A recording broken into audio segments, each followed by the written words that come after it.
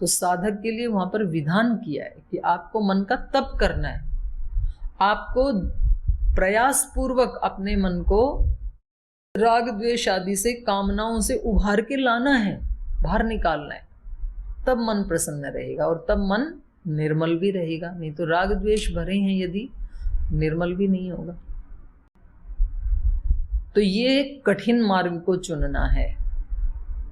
तो मैं यहाँ इसलिए ये सारा प्रसंग आपको सुना रही हूं कि श्री राम यद्यपि साक्षात विष्णु के अवतार हैं, साक्षात सात्विक पुरुष हैं, लेकिन तो भी उनके जीवन में भी उनको असुरों के साथ युद्ध करना पड़ रहा है। अब हम तो अभी सामान्य मनुष्य हैं, हमने तो अपने दोषों को अभी दूर किया भी नहीं, तो हमारे सामने तो और ज्यादा आसुरी शक्तियां मुंह बाई खड़ी हैं, हमें तो और ज्यादा शत्रुओं का सामना करना पड़ेगा।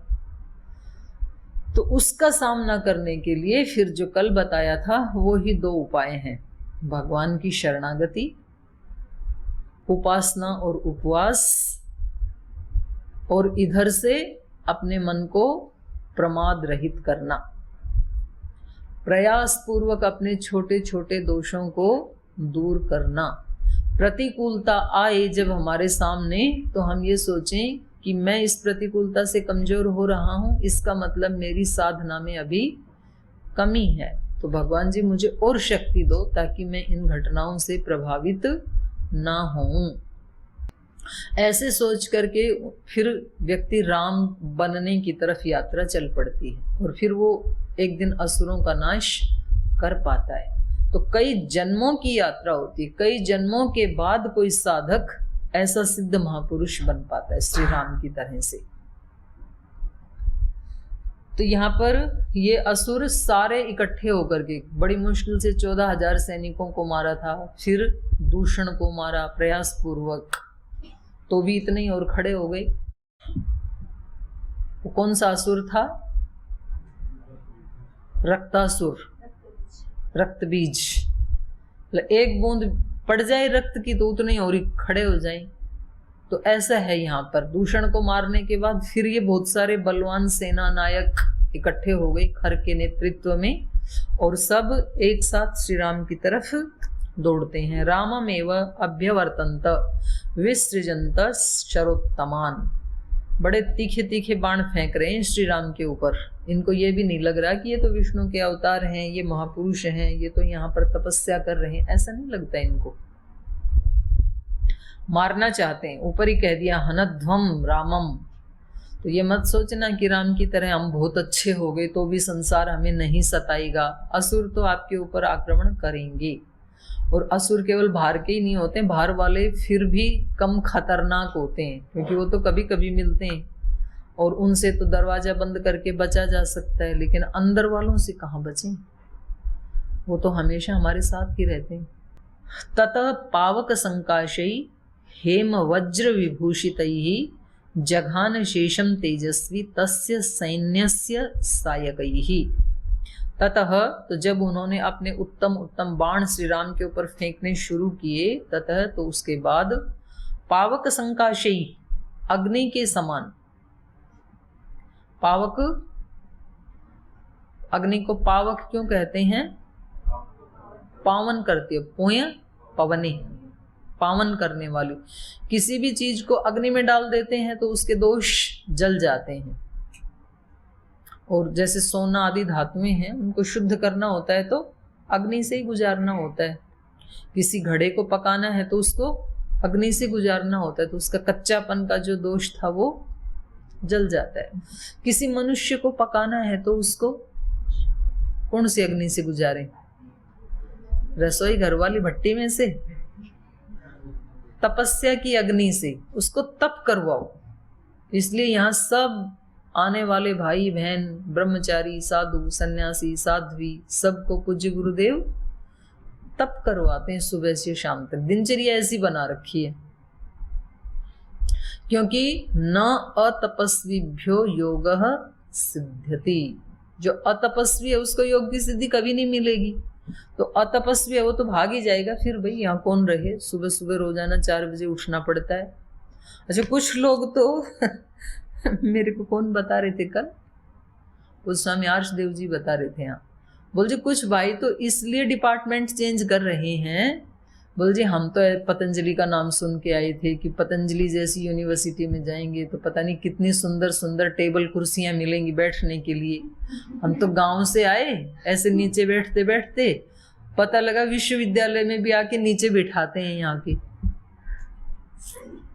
फिर हम सोचा था कि वहाँ तो बड़ा अच्छा अच्छा खाना मिलता होगा, क्योंकि दोपहर में यहाँ गुरुकुल में ही खाना मिलता है संस्कृत और दर्शन वालों को, व्याकरण और दर्शन वालों को। तो बोल जी हाँ तो वही खाना रूखा सूखा बिना नमक मिर्च का। तो हमें तो ये चेंज करना है, हम दर्शन में या संस्कृत में व्याकरण में नहीं रहेंगे, हम तो उधर जाएंगे।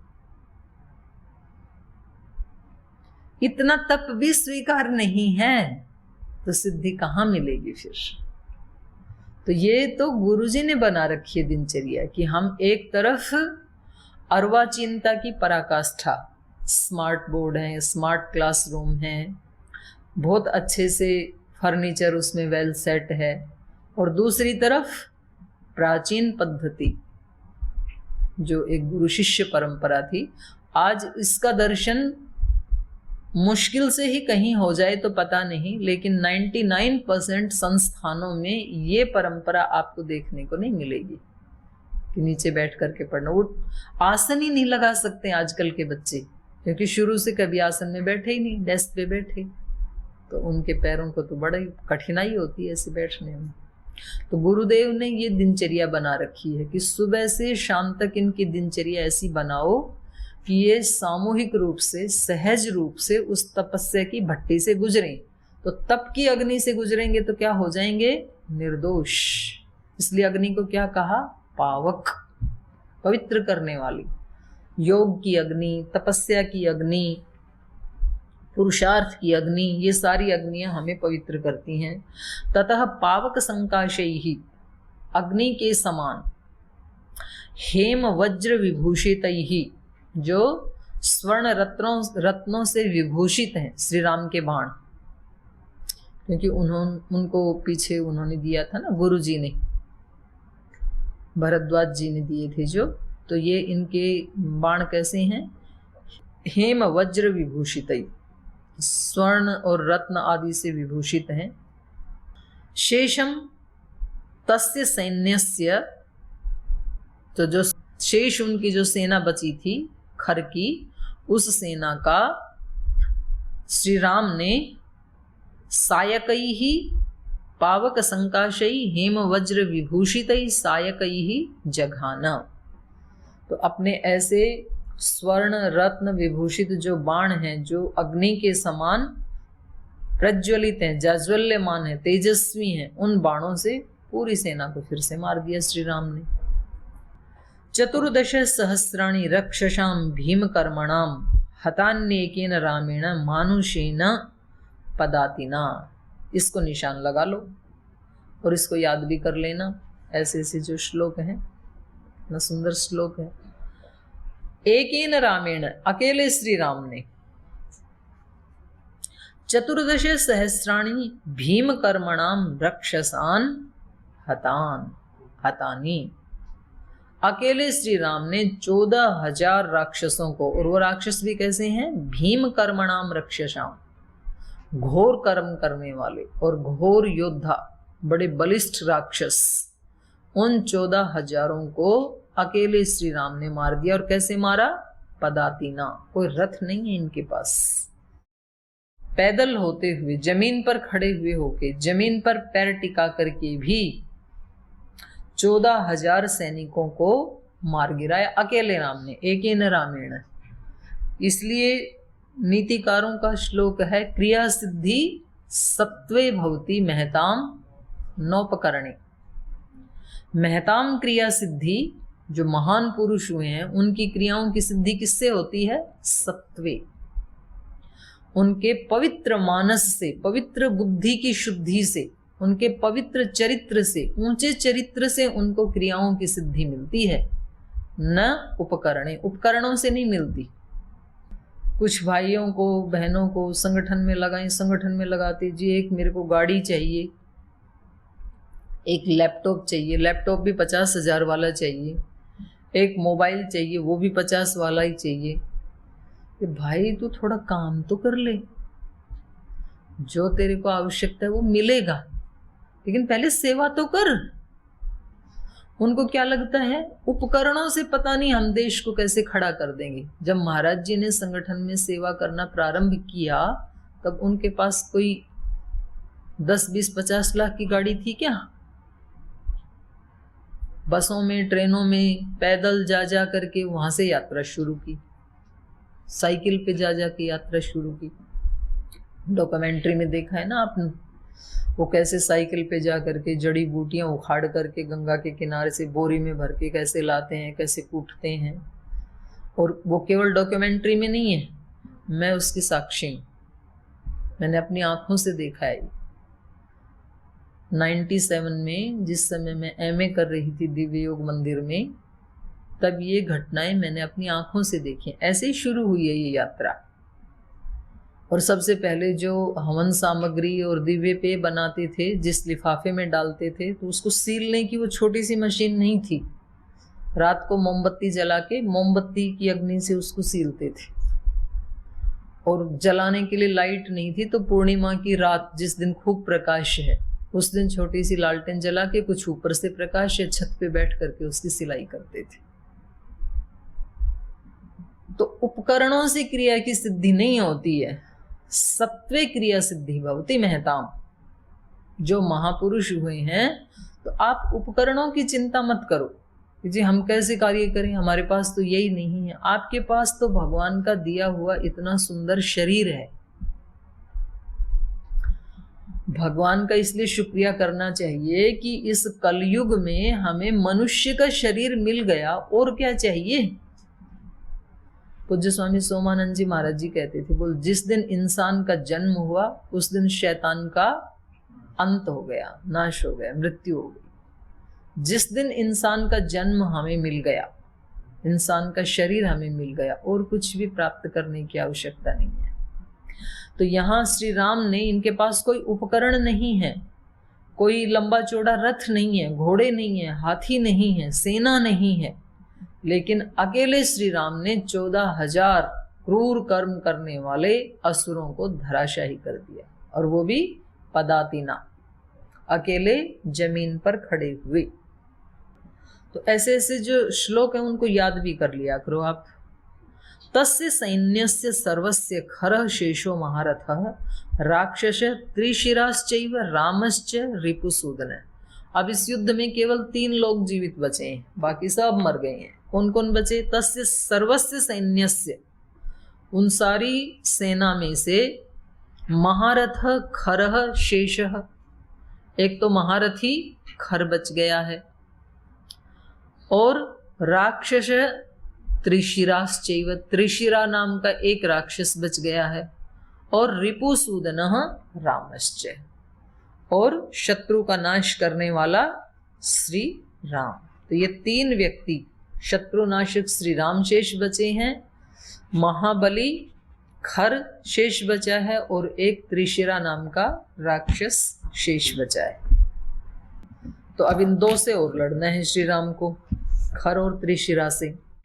खरम तु रामाभिमुखम प्रयांतम वाहिनी पति राक्षसस्त्रिशिरा नाम सन्निपत्तेदम अब्रवीत् मां नियोजय विक्रांतं सन्निवर्तस्व साहसात् पश्य रामं महाबाहुं संयुगे विनिपातितं खरस्त्रिशिरसा तेन मृत्युलोभात् प्रसादितः गच्छ युद्धेत्यनुज्ञातो राघवाभिमुखो ययौ आगच्छन्तं त्रिशिरसं राक्षसं प्रेक्ष्य राघवः धनुषा प्रतिजग्राह विधुन्वंसाय कांक्षितान् ससंप्रहारस्तु मूलो रामस्त्रिशिरसोर्महान् बभूवातीव बलिनः सिंहकुञ्जरयोरिव ततस्त्रिशिरसा बाणैर्ललाटे ताडितस्त्रिभिः अमर्षि कुपितो रामः सम्रबद्धम् इदं ब्रवीत्। श्लोकोच्चारण सब लोग किया करो, कुछ करते हैं कुछ नहीं करते हैं। और प्रारंभ में जो मंत्र पाठ करते हैं ना, वो भी सब मिलके किया करो। कभी कभी कुछ लोग ना ऐसे ध्यान लगा कि जी हम तो मन मन में बोल रहे हैं, मन मन में नहीं, वाणी से भी बोलना है। तो अब ये 3 बचे हैं। खरम तु रामाभिमुखम प्रयांतम वाहिनीपति।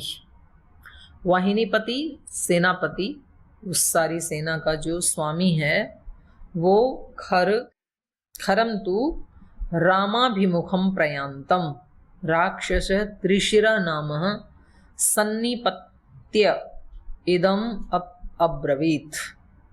तो सेनापति खर के पास, वाहिनीपति मतलब सेनापति, सेनापति वाहिनीपति ही खरम त्रिशिरा नाम सन्निपत्यम इदम अब्रवीत। जो त्रिशिरा नाम का जो राक्षस है वो अपने सेनापति खर के सामने जाकर के और रामाभिमुखम माने राम को अभिमुख करके, राम के सम्मुख जाते हुए देख करके। अब खर और त्रिशिरा बचे, तो खर राम की तरफ जा रहे हैं उनको मारने के लिए, तो खर को राम की तरफ जाता हुआ देख करके त्रिशिरा खर को बोलता है, अभी आप क्यों जा रहे हो, अभी तो मैं बचा हूं ना, तो मैं ही मार दूंगा श्री राम को। तो खर को ये बचाना चाहते हैं। खरम तो रामाभिमुखम प्रयांतम वाहिनीपति ही, खर को राम के अभिमुख प्रयांतम जाते हुए देख करके वाहिनीपति राक्षस त्रिशिरा नाम, जो सेनापति राक्षस त्रिशिरा नाम का जो राक्षस है वो सन्निपत्य इदम अब्रवीत, वो खर के सामने जाकर सम्मुख जाकर के इदम अब्रवीत ऐसे बोले, माम नियोजय, आप मुझे नियोजित कीजिए, मुझे लगाइए इस काम में, श्री राम के से पहले मैं युद्ध करूंगा। माम नियोजय विक्रांतम सन्निवर्तस्व साहसात् पश्य रामम महाबाहुम संयुगे विनिपातितम। कह रहे हे स्वामी, माम नियोजय, इस कार्य में आप मुझे लगाइए। विक्रांतम सन्निवर्तस्व साहसात्, क्योंकि सन्निवर्तस्व साहसात् विक्रांतम, इसमें आप मुझे नियुक्त कर दीजिए।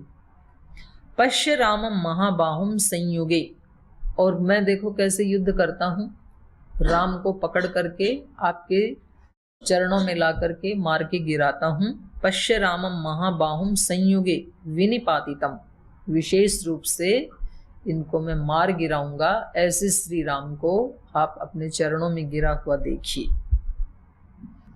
तो ऐसे ही करते हैं जो असुर होते हैं, तो वो दूसरे व्यक्ति को, दूसरे महान व्यक्ति को भी वो हल्के में लेते हैं।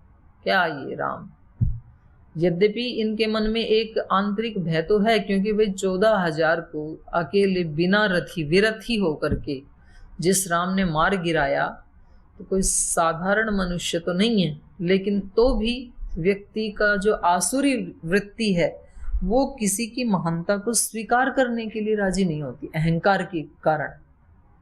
कभी कभी ऐसे होता है ना, हमें मन में ये तो लगता है कि भाई इस व्यक्ति में कुछ तो है, लेकिन तो भी हम उसको किस लिए स्वीकार नहीं करते हैं, अहंकार के कारण। यदि हमने स्वीकार कर लिया तो फिर हमारा अहंकार क्या करेगा, बेचारा पराजित हो जाएगा फिर तो अपने अहंकार को विजयी बनाने के लिए, विजयी तो क्या बनेगा, विजयी बनाने का एक धोखा है। हमें लगता है कि हमने इनकी अवहेलना कर दी, इसका मतलब हमने अपने अहंकार को जिता दिया। जीतता नहीं है अहंकार।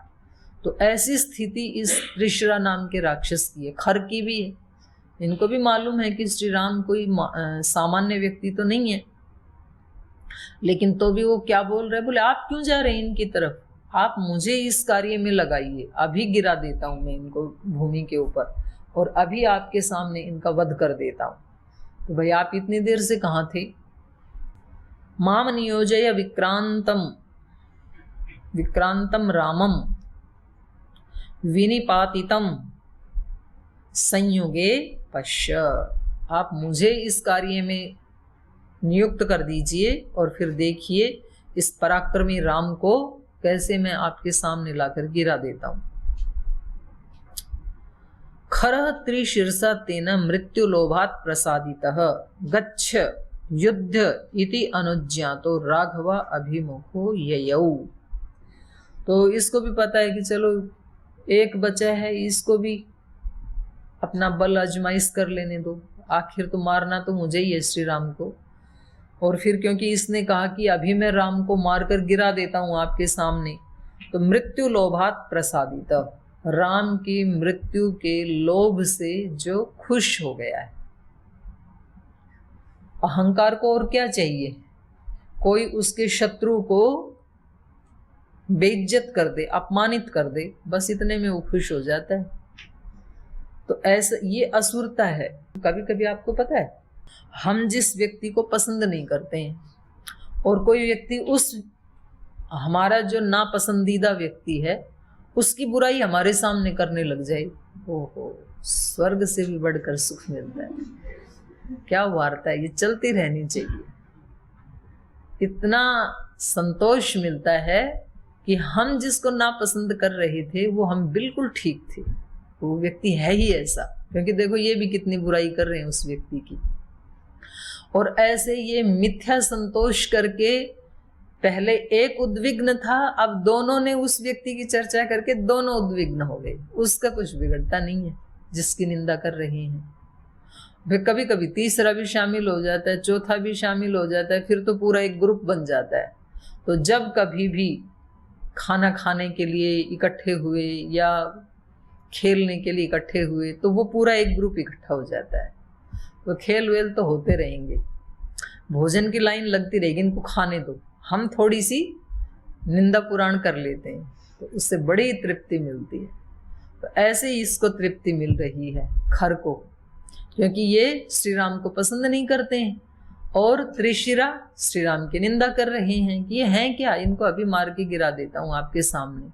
तो इनको क्या मिल रहा है, इस मृत्यु के लोभ से प्रसादित, प्रसाद मिल रहा है, प्रसन्नता मिल रही है, खुशी मिल रही है। मृत्यु लोभात् प्रसादितः। अच्छा, ये जो ऐसे जब कोई सुख आदि मिलता है ना किसी की निंदा से, चुगली से, ये हमारा स्वरूप नहीं है किसी भी व्यक्ति का। वो अज्ञान अविद्या के कारण थोड़ी देर के लिए व्यक्ति भले ही उसमें इन्वॉल्व हो जाता है, लेकिन वो उसका स्वरूप नहीं है, इसलिए उसको अंतिम संतुष्टि नहीं मिलेगी, उससे अच्छा नहीं लगेगा, आत्मा के स्तर पे अच्छा नहीं लगेगा। मन को थोड़ी देर जरूर अच्छा लगेगा, तो भी वो व्यक्ति भी उससे निकलना चाहता है और निकल सकता है, इम्पॉसिबल नहीं है।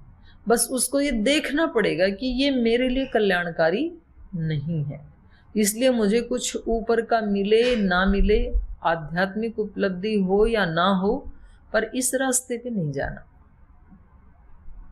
कुछ और भले ही मिले ना मिले, प्रभु दर्शन का अधिकार मिले।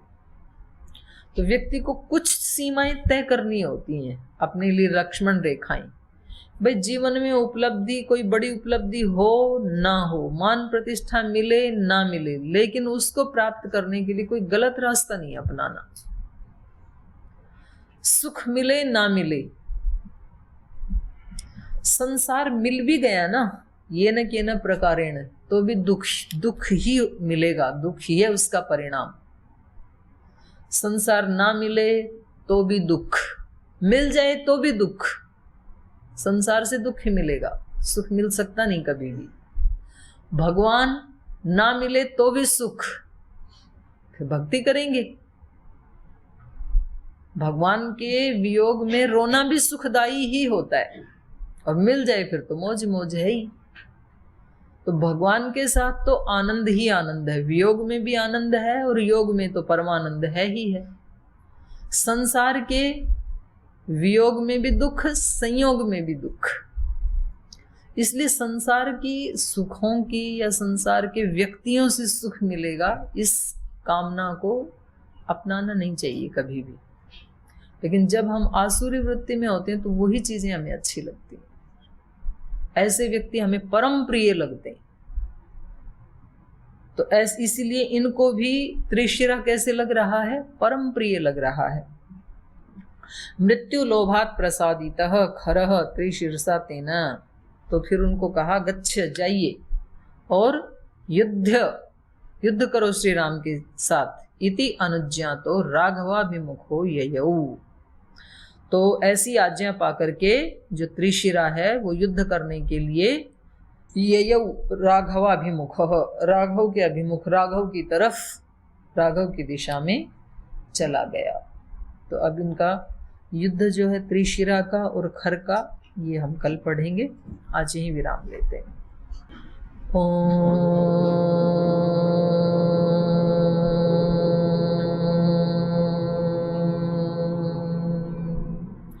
शांति शांति शांति। श्री गुरुभ्यो नमः। हरि के नाते से सब नाते, इससे सभी सुहाते। हरि के नाते से सब नाते, इससे सभी सुहाते। किससे वैर करेंगे प्यारे, विविध रूप धर आते। किससे वैर करेंगे प्यारे, विविध रूप धर आते। स्वार्थ बिना जो सबकी सेवा करते नहीं आघाते। स्वार्थ बिना जो सबकी सेवा करते नहीं आघाते। पर दुख दुखी सुखी पर सुख में, वो जन हरि को भाते। पर दुख दुखी सुखी पर सुख में, वो जन हरि को भाते। हरि के नाते से सब नाते, इससे सभी सुहाते। किससे वैर करेंगे प्यारे, विविध रूप धर आते। विविध रूप धर आते। विविध रूप